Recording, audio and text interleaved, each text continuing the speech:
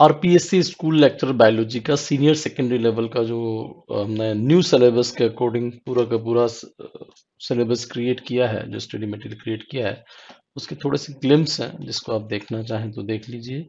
ये आपकी पहली यूनिट है जिसको टेक्सोनॉमी सिस्टमेटिक होती है हमारी हर चीज़। हम लोग यूजुअली कोशिश करते हैं कि सिलेबस की हर चीज़ को ठीक वैसे लें जैसे लिया जाना चाहिए। जैसे कि हम 12th लेवल को सिर्फ 12th लेवल पर ही लेंगे, उसको बहुत ज़्यादा हाई लेवल पर उठा कर ले जाने की कोशिश नहीं करते। तो ये पहला आपकी टेक्सोनॉमी वाला जिसमें कि हमने मुख्य मुख्य बातें सारे पार्क्स वगैरह क्या उसमें क्लासिफिकेशन में क्या क्या ज़रूरत होती है, किस किस टाइप की ज़रूरत होती है। तो मेनली हमने इन 4 टॉपिक्स के ऊपर काम किया है। डेफिनेशन वाला जो पूरा टॉपिक है, definition of life, diversity need of classification, concept of species, binomial nomenclature, living organism, 5 kingdom system और ये सब कुछ। क्लासिफिकेशन ऑफ लिविंग ऑर्गेनिज्म का वैसे टेक्निकली मतलब ये होता है कि हम सारा क्लासिफिकेशन एक बार यहाँ डाल देते, पर 2 बार डालने का कोई मतलब नहीं है। आपके ग्रेजुएशन लेवल में ऑलरेडी क्लासिफिकेशन बॉटनी का और जूलॉजी का पूरा दे दिया गया है, तो अननेसेसरी इस जगह पर हमने ऐड ऑन नहीं किया है। दूसरी आपकी जो यूनिट है वो पूरी की पूरी एनाटॉमी की यूनिट है, प्लांट और एनिमल एनाटॉमी। यहाँ पर शुरुआत एनिमल एनाटॉमी से हमने की है, जिसमें कि लगभग सभी तरह की चीज़ों की लेने की कोशिश की गई। ब्लड, बोन, आपके फिर प्लांट का पूरा एनाटॉमी का सिस्टम पीछे तक हमने लगभग हर तरह की चीज़ें जितनी भी थ्योरीज वगैरह होती हैं इस तरीके से ली हैं। ठीक है। अब मैं आपको बार बार बता दूं कि हम लोग हार्ड कॉपीज प्रोवाइड करते हैं, हम सॉफ्ट कॉपीज नहीं प्रोवाइड करते नोट्स की, इसको आप ध्यान रखें। कि बहुत सारे लोग व्हाट्सएप करते हैं कि भाई सॉफ्ट कॉपी प्रोवाइड कर, वो हम नहीं करेंगे। ठीक है। और बड़ी साफ सुथरे तरीके से मामला है ये आपका। इसका इंडेक्स है एनिमल टिश्यू, इसमें epithelial tissue, connective tissue, skeletal tissue, fluid tissue यानी कि ब्लड, आपकी morphology of root stem leaf जिसमें एंजियोस्पर्म के बारे में बात करेंगे, type of inflorescence, basically morphology anatomy की पूरी बात है।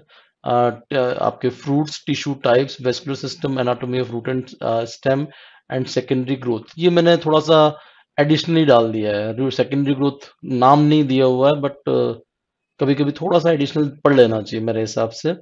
फिर आपकी जो ग्रेजुएशन की यूनिट्स थी प्लांट फिजियोलॉजी, उसको उन्होंने 12th में डाला है, तो उसी हिसाब से इसके अंदर चेंज किया, उसी हिसाब से यहाँ पर चीज़ों को डाला है।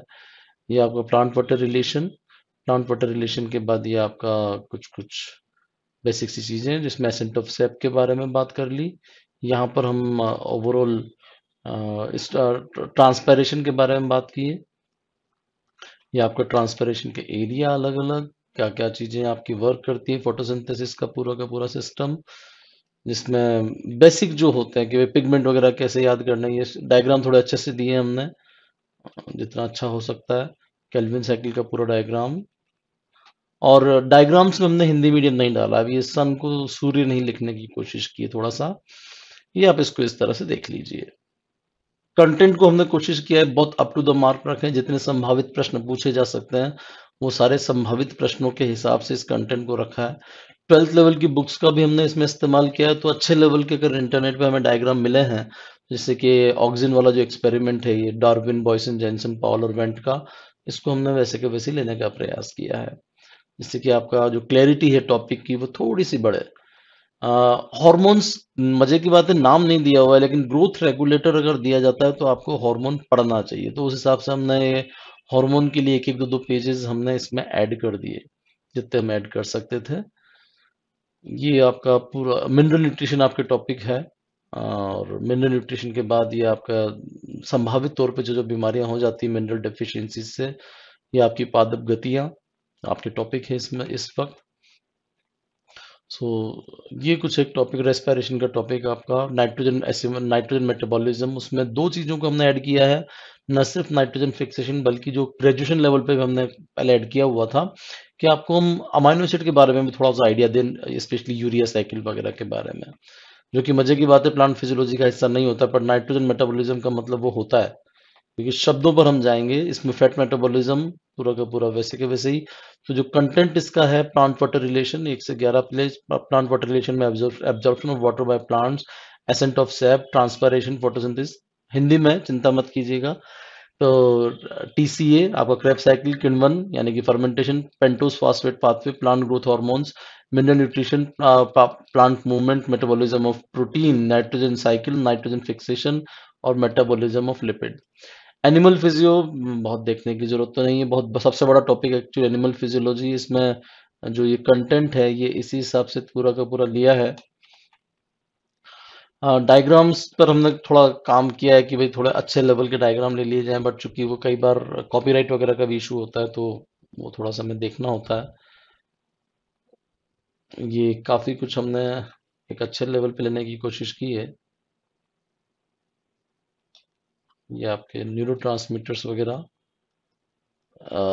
पीछे की तरफ, क्योंकि ट्वेल्थ लेवल जो पुराना वाला ट्वेल्थ लेवल है एनसीईआरटी का, हमने उन किताबों को थोड़ा रेफर किया है, और डायग्राम वैसे कलर डायग्राम भी इस तरह से लिए, लेकिन आपकी उसमें ब्लैक एंड व्हाइट ही आएंगे, यहाँ पर तो कलर आ रहा है।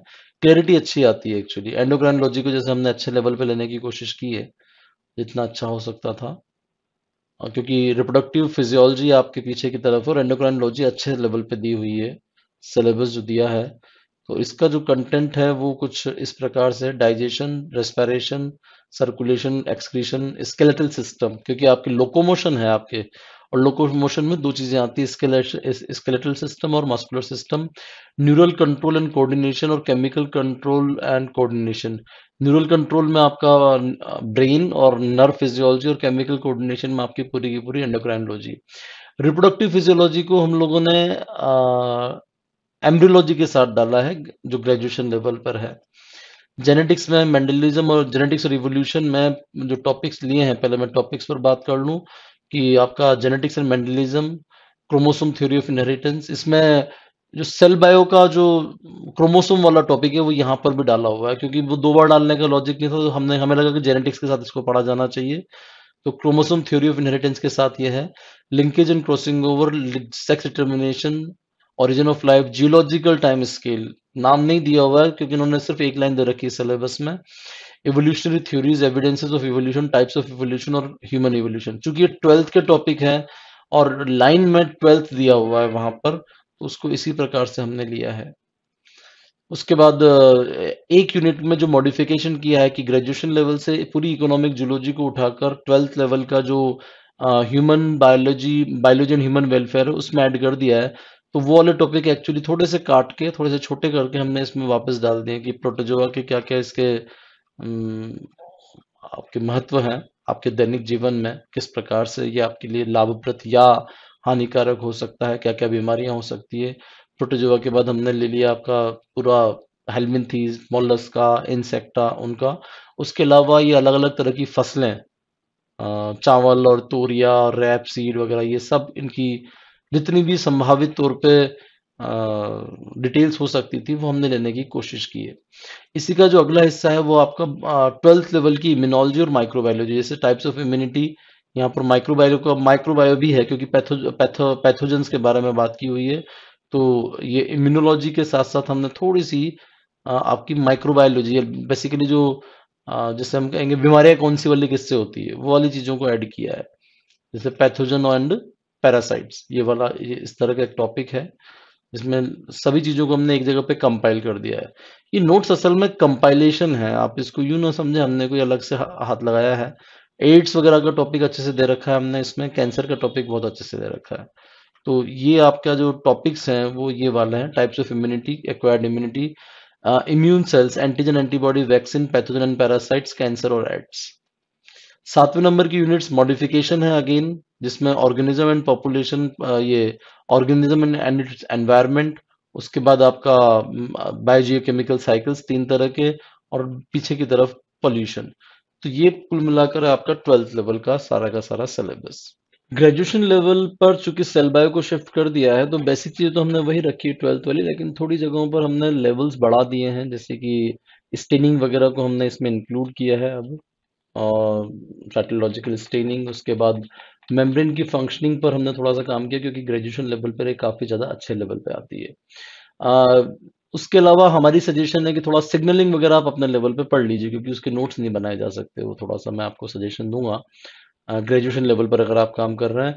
उसके अलावा सेल सरफेस प्रोसेसेस, इसमें जो सिलेबस की सेकंड लाइन में आपको दिया हुआ है उसको आपको थोड़ा ध्यान रखना चाहिए, और उसमें आप एक्स्ट्रा सेलुलर मैट्रिक्स को आप थोड़ा सा देखेंगे, जो कि हमने इसमें ऐड किया है, एक्स्ट्रा सेलुलर मैट्रिक्स। उसके अलावा जो टॉपिक्स ऐड किए हैं वो बेसिक चीज़ें तो सारी थोड़ा सा डिटेल कर दिया है चीज़ों को, और कुछ भी नहीं किया है। जहाँ पर भी हमें लगा कि चीज़ों को और ऐड किया जाना चाहिए ग्रेजुएशन लेवल पे पढ़ने के दौरान में, तो वो हमने कर दिया है। सेल बायो का जो मैं फिर बता दूँ क्रोमोसोम वाला टॉपिक है, उसको हमने अब जेनेटिक्स में ही रखा है, उसको यहाँ पर दोबारा से डिटेल में ऐड नहीं किया है। सेल डिवीज़न के बाद आपकी ये जो बेसिक चीज़ें हैं, कुछ कंट्रोवर्शियल चीज़ें जैसे यहाँ पर मैं बता रहा था अ, उनको भी हमने इसमें ठीक किया है सारा का सारा। जो आपके बायोमोलिक्यूल्स उसमें केमिकल टेस्ट वगैरह आप और देखिएगा ग्रेजुएशन लेवल पे वो काफ़ी पूछे जाते हैं। स्ट्रक्चर्स वगैरह आप देख सकें तो अल्फा हेलिक्स बीटा शीट के थोड़ा बहुत आप देख लीजिएगा, वैसे तो इसमें ऐड नहीं किया बट फिर भी क्योंकि सबको वो सूट नहीं करता, ग्रेड पीजी लेवल पे भी लोग पढ़ के नहीं आते, तो उसको ज़्यादा रिच करने का कोई बहुत लॉजिक नहीं था। बेसिक स्ट्रक्चर आपके स्टार्च ग्लाइकोजन वगैरह पे आप थोड़ा सा काम कीजिएगा।